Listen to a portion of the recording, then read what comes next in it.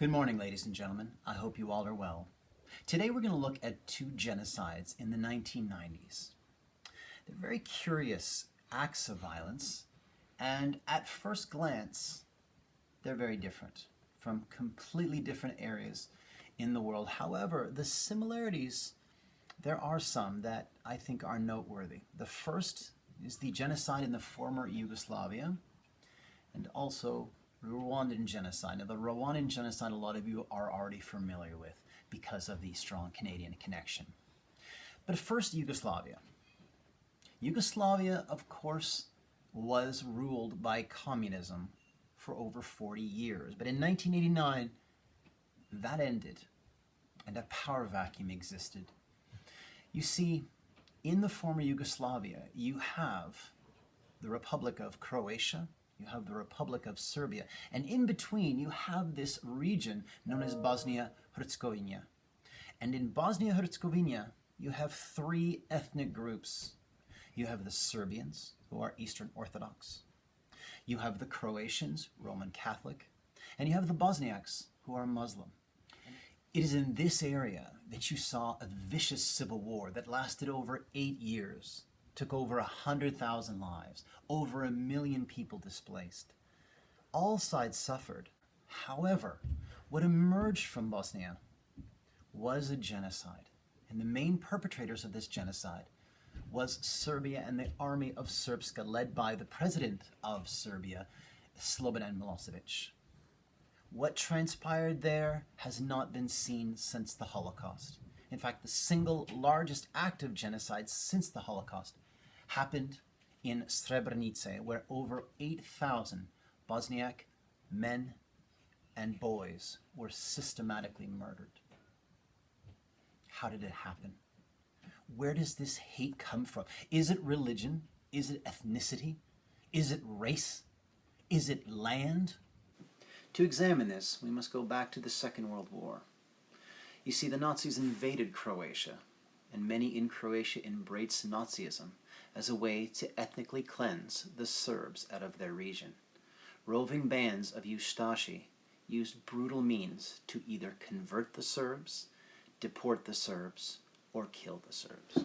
Also, many Serbs felt that Muslims did not belong in their region. And when we look at that region of Bosnia, we have a new term, and it is called ethnic cleansing. And basically, ethnic cleansing means that we are going to take this land and make it pure. Now, we've seen that before in history time and time again, but we haven't seen it live on television every night in full color as we did in the mid-90s. We saw concentration camps. We saw rape used as a weapon. We saw starvation, beatings, and murder. This has not been seen since the Holocaust. The center of the conflict was, of course, Bosnia-Herzegovina, and its main city, Sarajevo, was a beautiful city. In 1984, it hosted the Olympics. I remember watching it as a child. You also probably remember it because it is also the scene of the Black Hand and Gavrilo Princip and the assassination of Archduke Ferdinand, which of course sparks the First World War. You probably remember that from grade 10 history. So conflict in this region is nothing new. But the beautiful city of Sarajevo was completely destroyed by these ethnic tensions. Now it's interesting too, if you look at these tensions, these hatreds that had existed for centuries, they were suppressed. They were below the surface. I talked to some refugees and they said, in our village, Croatians and Serbians, they were married. They had, in fact, in one of my ex-students' villages, a young man and a young woman were set to be married. One was Serb, one was Croatian. But of course, when this hits, this ethnic hatred is revived, those relationships are completely severed. And that's what happened in his village. I'm reminded of the Sudeten Germans, that before 1933, the Czechs and the Sudetenland, there's always conflicts, of course, but they generally got along. There were friendships, there were business partnerships, and there was intermarriage. After 33, though, there was tension. It was almost like tension was brought in that exacerbated long, deep-seated hatreds. Well, in the mid-90s, these exploded. And as I said, the army of Srpska took to ethnically cleanse Sarajevo and Bosnia for their own.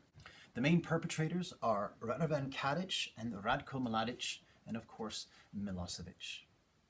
What they did, especially in Srebrenica, was genocide. The perpetrators of these genocide mostly went to jail. They were sent to The Hague, they were tried, like Radovan Mladic and Radovan Karadzic.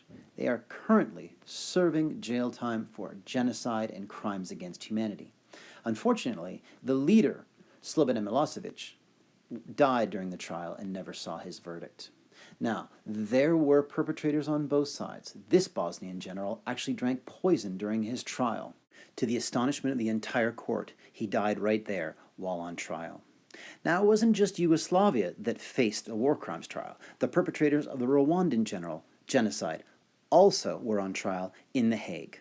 Over 52 have been currently convicted of genocide. In fact, this month, April 7th, 1994, genocide exploded in a little tiny Central African country of Rwanda. On April 6th, the day before, the president of the country was shot down in his plane. He was assassinated. This was the spark. Now, again, like Serbia, there were 3 ethnic groups. There were tensions between these ethnic groups. And that's where you see the similarities. In Rwanda, you have the Tutsis. Now, the Tutsis were traditionally the rulers. They were taller in stature, and of course, a lot of the second groups, the Hutus, hated the Tutsis for, of course, years, decades of what they perceived as they have the power and we don't. And the third group is called the Twa, or the Batwa. But especially between the Tutsis and the Hutus, there was such hatred. The Hutu, of course, used the assassination of their president as a reason to kill the Tutsis. You see, they felt it must have been the Tutsis who brought down this plane. So in very short order, within 24 hours, killing squads were organized. And what we saw was unbelievable. There was no premeditated plan in this. There were no concentration camps. There was no laws against these people. It just was a bloodbath. Neighbor against neighbor. Tutsis fled. They went to churches. They went to schools. And in many cases, when they were packed into these churches and schools, that's when the Hutus struck, killing everyone using grenades and machetes. It's also interesting, too, to note, one of the great Canadians, his name, of course, as you know, is Romeo Dallaire. He was there with the United Nations. He did everything he could to stop them. But he does make a comment, and he said there was like a veil over the eyes of these Hutu. They're called the Interahamwe, these killing squads who ran around hacking people up with machetes. A veil went over their eyes. It was like they were blinded with rage. We've seen that time and time again. We saw that in Cambodia with the Khmer Rouge. We also saw it in Nanking, where people would actually have competitions.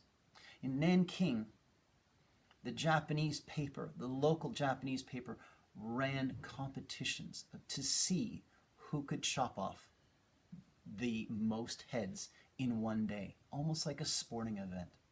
And Dallaire talks about it in Rwanda. He talks about almost the competitive nature of genocidal violence. Well, I did this.